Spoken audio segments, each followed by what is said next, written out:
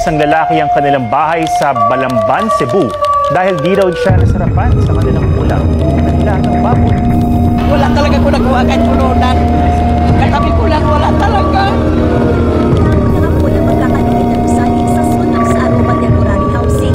Dahil sa sunog, 50 pamilya na wala ng tirahan sa Malate, Maynila. Galit na galit naman ang ilang pamilyang nasunugan sa Mandaluyong. Ang kapitbahay kasi nilang lasing, sinadyang magsunog.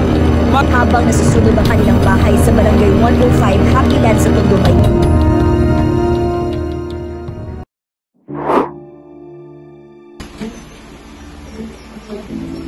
Pepe, kamusta ang trabaho mo? Okay naman, ma'am. Kapag natapos ko na yung report ko, at pwede na akong mag-promote sa kumpanyang pinagtatrabahuan ko.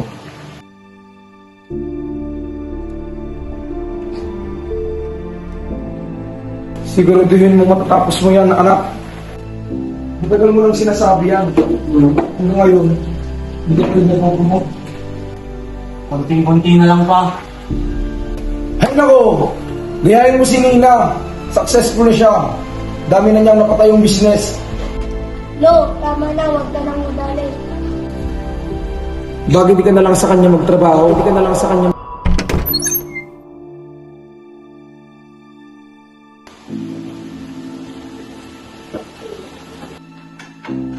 Good morning, tita. Good morning. Pagpasensyaan mo na si Papa. Lagi naman.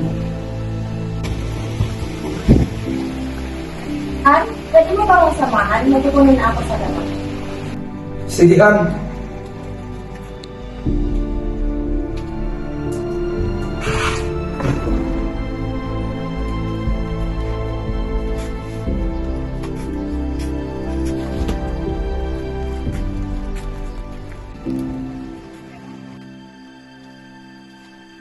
Kumakanda na tayo, Han.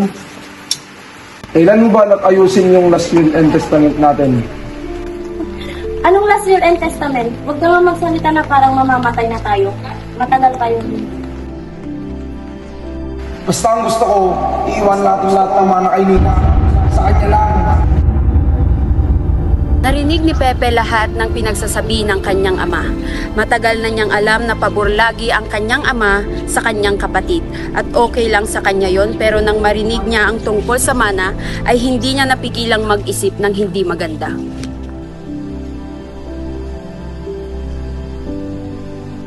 Basta ang gusto ko, iiwan natin lahat ng mana kay Nina. Sa kanya lang. Lahat ng mana kay Nina. Sa kanya lang. Sa kanya lang. Basta ang gusto ko, iiwan natin lahat ng mana kay Nina. Sa kanya lang. Lahat ng mana kay Nina.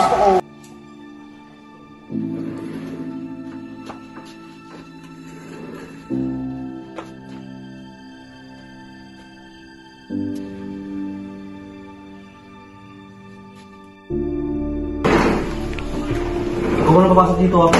Hindi po sir, maglalabang muna ako.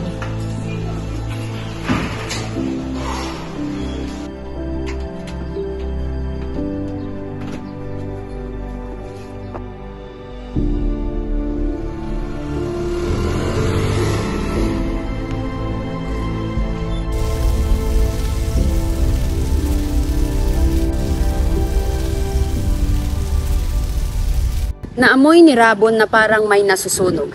Dali-dali siyang pumasok at nakita ang atik na puno na ng usok at nilalamon na ng apoy. Ma'am! Ma'am! Oh, bakit? Bakit? May apoy! Saan? Doon!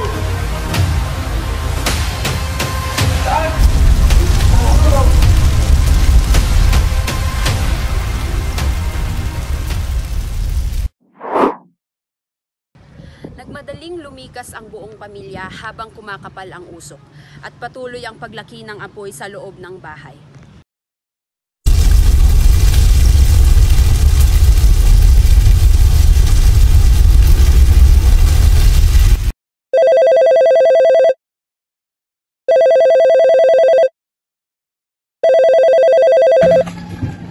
Magandang umaga to. Ito pong BFP Candor. Ano pong may pagdilingkod namin sa inyo?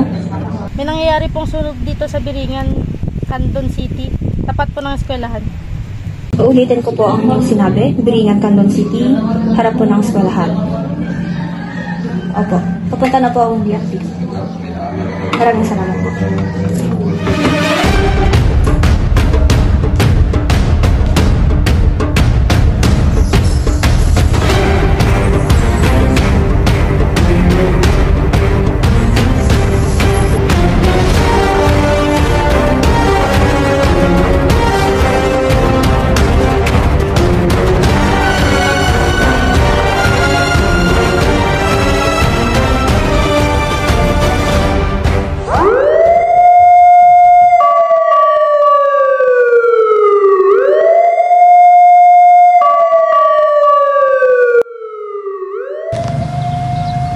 Sakay ng fire truck, lumabas ang mga bumbero. Binuksan nila ang mga tangke at dali-daling inapula ang apoy mula sa labas hanggang sa loob ng bahay.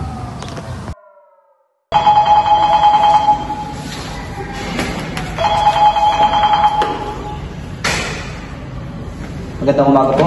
Ito po ang BFP ng Candon City. Ano po ba ang may paglilingkod namin sa inyo? Magandang umaga po, sir. Ito po si Senior Fire Officer 1 Bacalso. Katunayan po ay katatapos lang naming apulahin ang sunog at kinakailangan po namin ng tulong ng Fire Arson Investigator upang imbestigahan ang nangyari. Okay, officer. Paghihanda na lamang ang mga inisyal na detalye at kami na pupunta dyan. Copy, sir.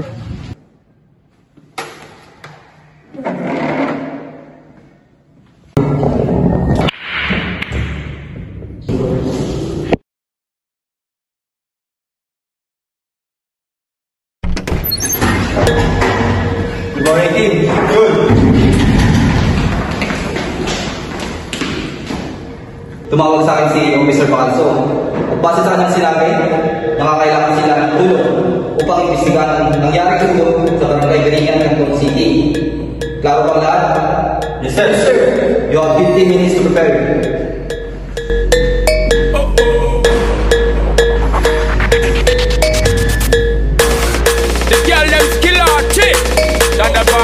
Some give it up, some give it up, some give it up to our girls. 5 million and 40 naughty shorty. Baby girl, all my girls, stand up and say, well, I'm on the way this time. Cold, I wanna be keeping you warm. I got the right temperature to shelter you from the storm. Hold on, girl, I got the right tactics to turn you on. And girl, I wanna be the papa, you can be the mom. Morning, sir. Morning, officers. Sino at nasan ang iyong fire ground commander? Si Ma'am Toquero po ang aming fire ground commander, sir. Nandun po siya sa fire scene area. Kung ganoon, huwag na tayong magsayang ng oras. Dalhin nyo na ako sa kanya.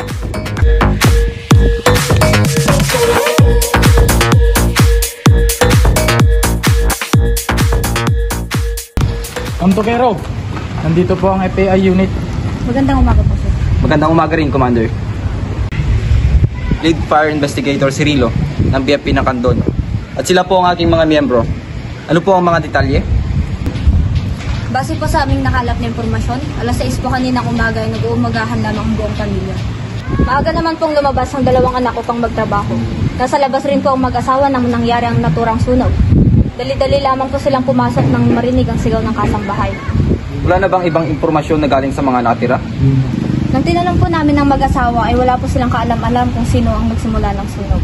Hindi rin po nila matumpo kung paano yun nangyari dahil wala naman po kaalitan ng pamilya. Nasaan ang mag-asawa? Nasa bahay lang po muna sila nakasambahay. Doon po sila. Hanggang dito na lamang po ang aking impormasyon na may bibigay, sir. Maraming salamat, Commander. Sama-sama na ngayon ang Fire Arson Investigation Unit sa isang lilim malapit sa pinagmulan ng sunog at nagplaplano kung ano ang kanilang gagawin.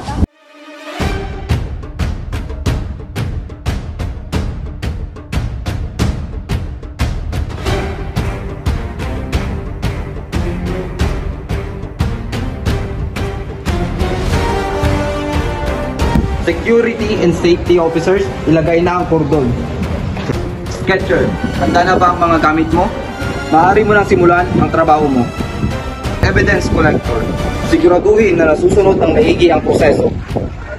Forensic photographer, siguraduhin na malinaw at makukuha ng maayos ang mga litrato. IOC, ikaw na ang bahalang kumuha ng mga impormasyon sa mga witness.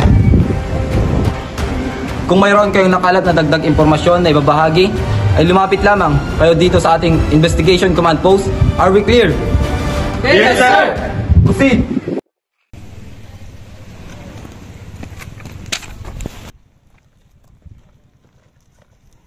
Magandang araw po. Ako po si Mark Genesis Sabok, ang fire investigator po sa nangyaring sunog kaninang umaga. Magandang umaga rin po, sir. Kayo po ba ang kasambahay niyo na Ma'am Teresa? Opo, ako nga po, sir. Maaari mo ba sabihin sa akin ang iyong nalalamang impormasyon bago nagsimula ang sunog? Maglinis lang po sana ako ng atik ng oras na iyon nang makita ko si Sir Pepe na lumabas doon. May alam ka ba kung ano ang ginawa niya roon? Wala po akong alam kung ano ang ginawa niya sa loob ng atik. Pero sinabihan niya po ako na wag munang papasok kasi nag-spray siya ng pesticide. Hindi ka man lang ba nagtaka kung bakit niya sinabi yun? Wala pong kaso sa akin yung pagtataka kasi madalas ko po siya nakita na nag-spray ng pesticide doon kasi maraming ipis. Ano nang ginawa mo matapos niyang sabihin sa iyong huwag ka munang pumasok sa atik? Meretso na po ako sa paglalaba. Alam mo ba kung ano pa ang ginawa ni Sir mo bago siya umalis? Hindi ko na po alam kung ano ang ginawa niya. Salamat sa impormasyon, Ms. Rabon. Matapos ang pagtatanong kay Rabon ay tinanong naman ni Habok ang dalawang mangingisda na nakakita kay Pepe bago pumasok sa trabaho.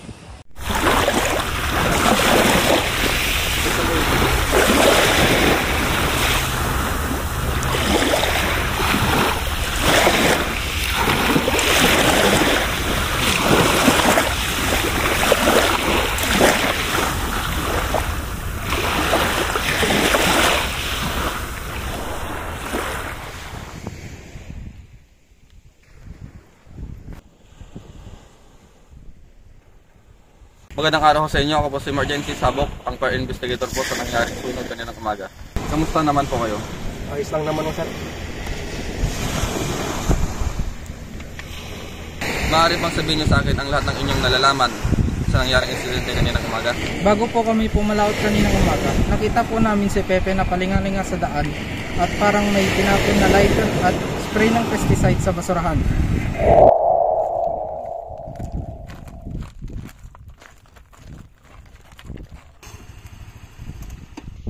Kung di ko yun makuha, mas mabuti na lang walang makakakuha.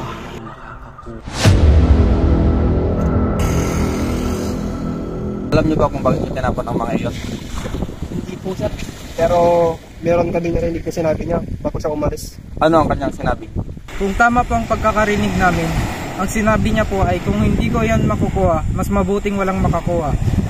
Maraming salamat sa inyong kooperasyon, Aligado at Alcantara.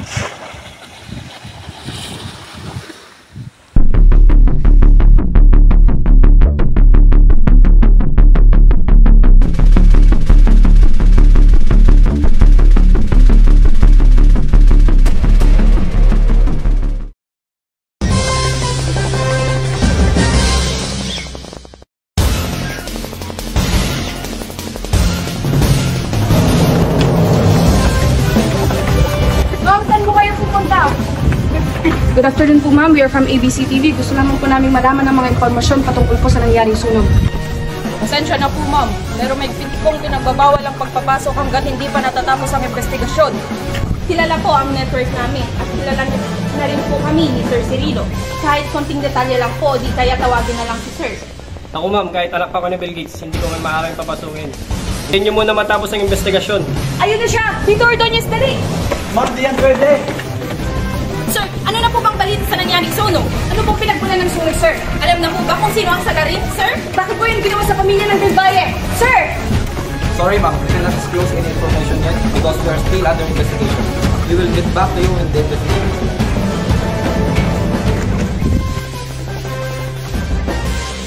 Matapos suriin ang labas ng bahay ay pumasok na sa loob ng bahay ang photographer, sumunod ang sketcher at evidence collector. Okay, sisimulan ko ng pagkuha ng litrato.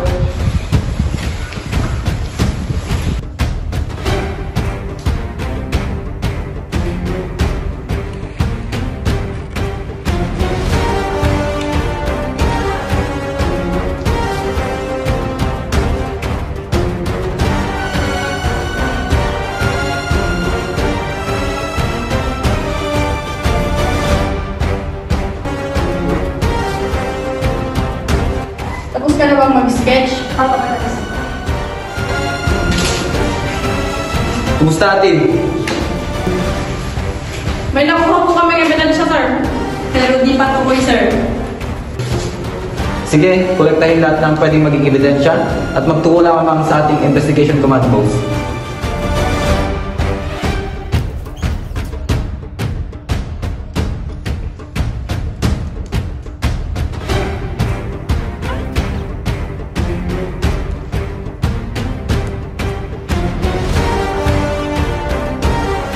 Ano ang pinagsimulan ng sunog? Sa aking palagay, ang basag na bote na amoy langis na kung mamarapatin ay simpleng salita ay gasera ang siyang dulo ng sunog, sir.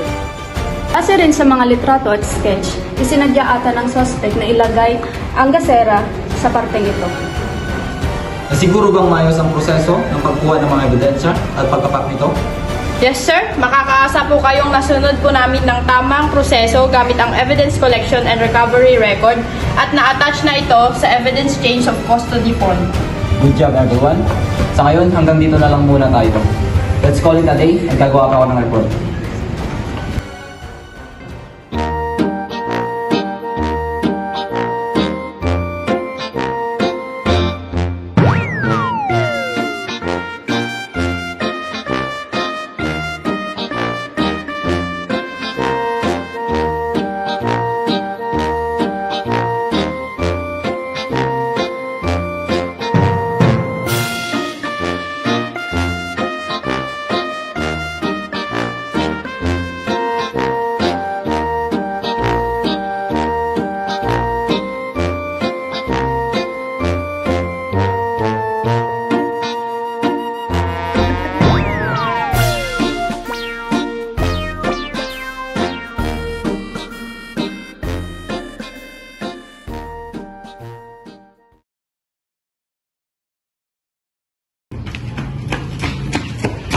Ma'am!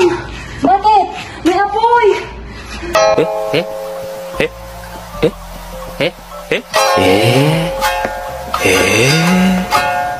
Umur na! Siguraduhin mo matatapos lahat yan, anak. Siguraduhin mo matatapos mo yan lahat, anak. Hay nako! Ala na yun! Gayahin mo yan si Nina! Guray! Hampay lang ng buwan! Gayahin mo yan si Nina! Successful na! Madami nang napatay yung business. Gayahin mo yan si Nina! Ayun! Gayahin mo yan si Nina! Ala! Hay nako! Gayahin mo si Nina! Gayahin mo si Nina! Successful na siya!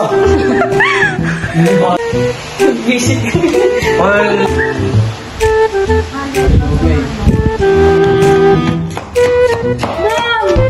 Bakit? Ala! Go! Ala, kay katawan. Taray! Ala, ninat! Lipi mo!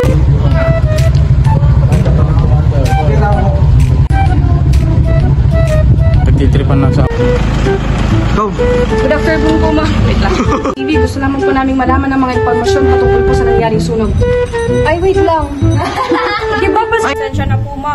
Pero may higpit po. Pasensya na po, ma'am. Pero may higpit pong hindi pa natatapos ang investigasyon. Pero may higpit pong... ang si Commander.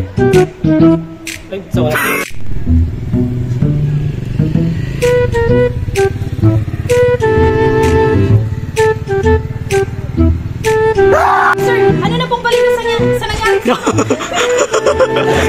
Ano na pong balita sa nangyaring sunog? Ano pong pinagmulan ng sunog? Ano na po ang...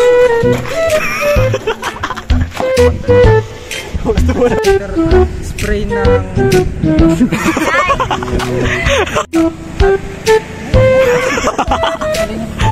ng pesticide sa basurahan. Ala! Sa daan.